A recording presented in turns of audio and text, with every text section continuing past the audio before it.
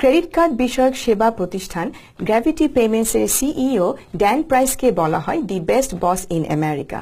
এমনটাই দাবি করেছে দি গার্ডিয়ান ও দি টেলিগ্রাফ সহ একাধিক গণমাধ্যম। সম্প্রতি এই প্রতিষ্ঠানের মালিককে তার কর্মীরা কয়েক মাসের বেতন জমিয়ে একটি ব্র্যান্ড নিউ টেসলা কার দিয়ে বিশ্বব্যাপী ব্যাপক সাড়া ফেলে দিয়েছেন। এ নিয়ে বিস্তারিত দেখুন শামীম এহসানের প্রতিবেদনে।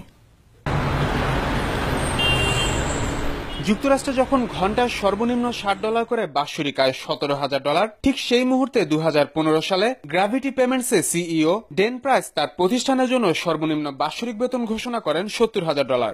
What I wanted to announce today is effective immediately we're going to put a scaled policy into place and we're going to have a minimum $70,000 pay rate for everyone that works here.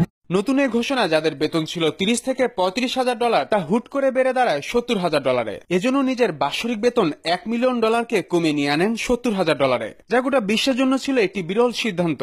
I think we can actually take a big dent out of this problem and shift the tide on the growing income inequality. ডেন প্রাইসে একটি Tesla কারের স্বপ্ন ছিল। তার নতুন এই সিদ্ধান্তের কারণে তা পূরণ করা আর কোনোভাবেই সম্ভব ছিল না, কিন্তু তার অফিসের কর্মীরা তা বাস্তবায়নের সিদ্ধান্ত নেন। নিঃসন্দেহে এটা একটা অস্বাভাবিক পরিকল্পনা মনে হতে পারে, কিন্তু ড্যান প্রাইস আমাদেরকে যতটা ভালোবেসেছে সে অবশ্যই এর যোগ্য। গ্র্যাভিটি পেমেন্টসের কর্মীরা তাদের কয়েক মাসের পারিশ্রমিক জমিয়ে অবশেষে 13 জুলাই টেসলা কারটি অর্ডার করেন। জানি না ড্যান দেখা মাত্রই কি করবে। আমরা খুবই আনন্দিত। এখন গাড়িটি কোনো দুর্ঘটনা ছাড়া নিয়ে যাওয়াটাই সবচেয়ে বড় চ্যালেঞ্জ। গাড়িটি প্রতিষ্ঠানের সামনে পৌঁছানো মাত্রই তারা ডেন প্রাইসকে জানান তার জন্য বাহিরে একটি উপহার অপেক্ষা করছে।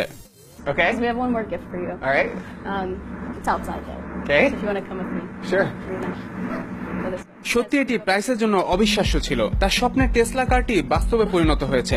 কর্মীদের ভালোবাসায় তার 12 বছরের পুরনো অডি গাড়িটি প্রতিস্থাপিত হলো ব্র্যান্ড নিউ টেসলা কারে। My God. Are you kidding me? No.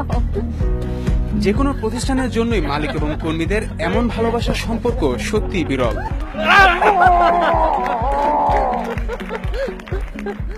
Shamim Ehsan, TVN24 news desk.